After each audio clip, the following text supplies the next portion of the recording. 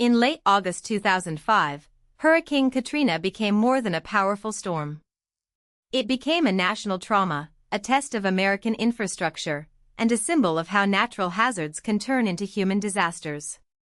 Katrina struck the southeastern United States, with the most devastating images coming from New Orleans: flooded neighborhoods, people stranded on rooftops, overwhelmed shelters, and rescue boats moving through city streets.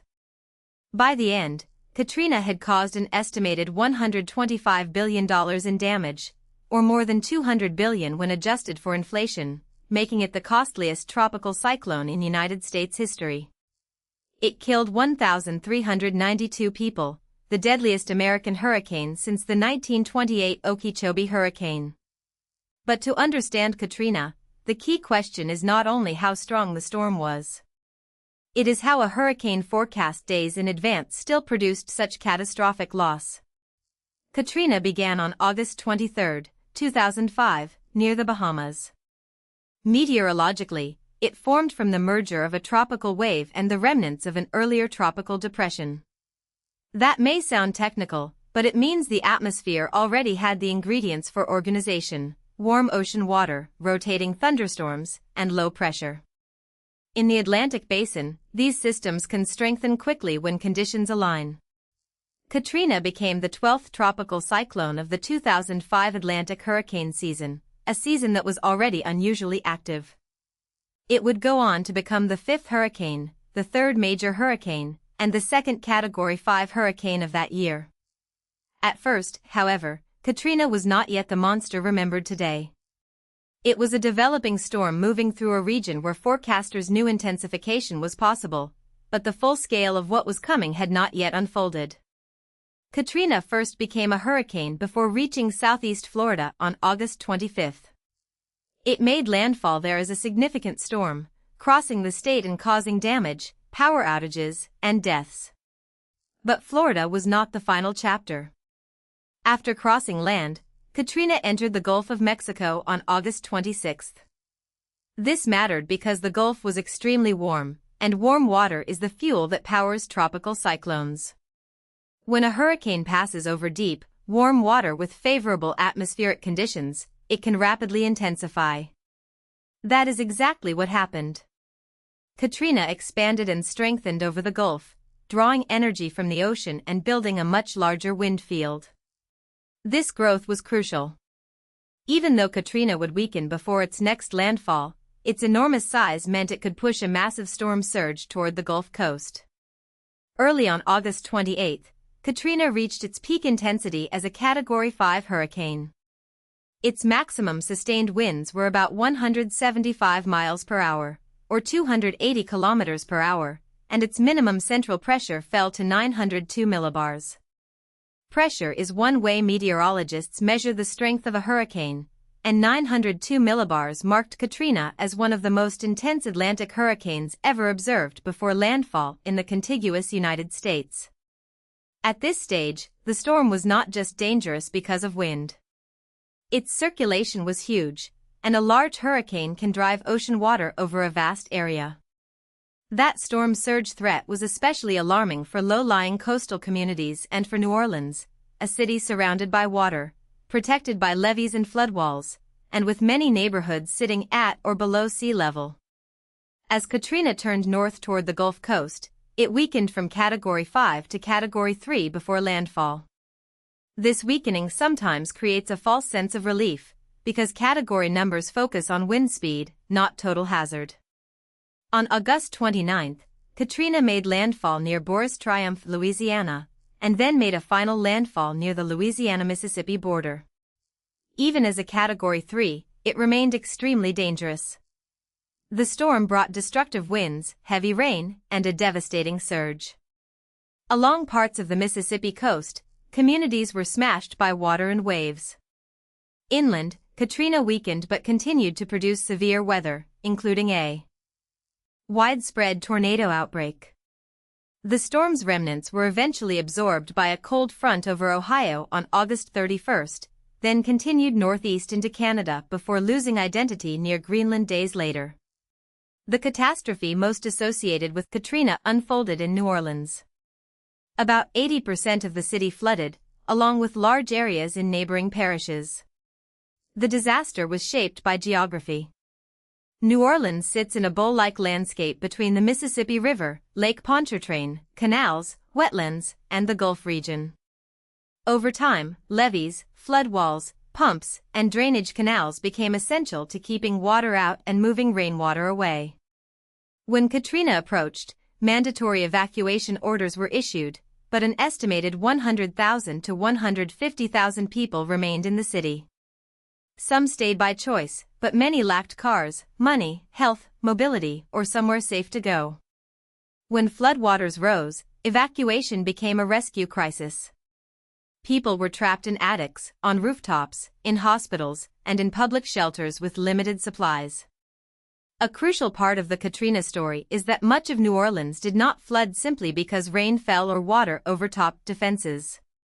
Investigators later concluded that the largest loss of life was due to flooding caused by engineering flaws in the federally built hurricane protection system, especially the levees and floodwalls around the city. The U.S. Army Corps of Engineers had been tasked by Congress under the Flood Control Act of 1965 to design and build the region's hurricane protection. During Katrina, multiple floodwalls failed, allowing water to pour into neighborhoods. These breaches transformed the disaster. Instead of the city merely enduring a severe hurricane, entire districts filled with water. Homes became traps, infrastructure shut down, and emergency services were cut off from the people who needed them most. The levee failures raised difficult questions about responsibility.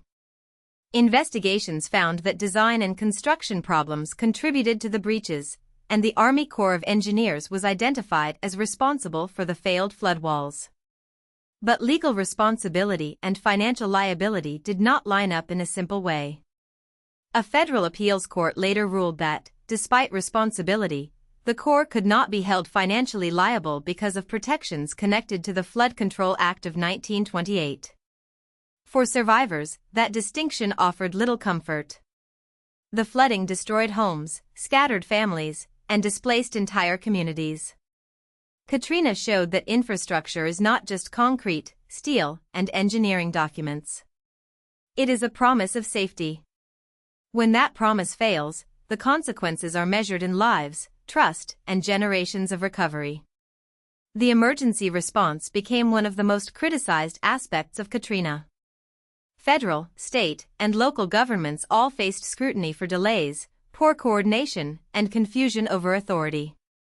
The images from New Orleans shocked the country: crowds waiting at the Superdome and Convention Center, people pleading for food and water, and residents stranded for days in flooded neighborhoods.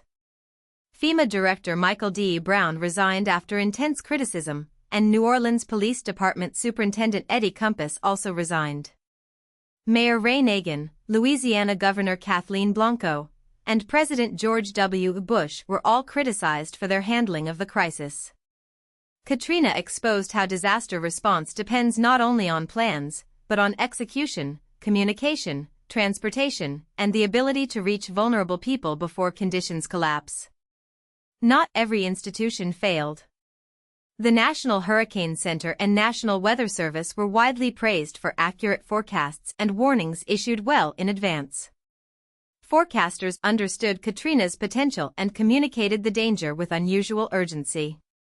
The United States Coast Guard was also commended for rescue operations, saving thousands of people from rooftops and flooded buildings. This contrast is important.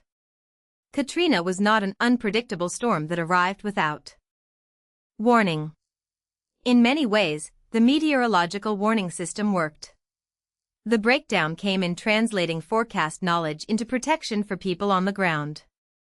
Accurate predictions cannot evacuate a hospital, repair a levee, fuel buses, or organize shelter supplies. Katrina proved that warning is only the first step in disaster preparedness. Katrina's human impact continued long after the water receded. Entire neighborhoods faced mold, debris, ruined schools, damaged hospitals, and broken utilities. Many residents who evacuated never returned, reshaping the population and culture of New Orleans. The disaster also exposed deep inequalities. People with reliable transportation, savings, insurance, and social networks had more options. Poor residents, elderly people, people with disabilities, and those without access to private vehicles were at far greater risk. The storm did not create those inequalities, but it revealed and intensified them.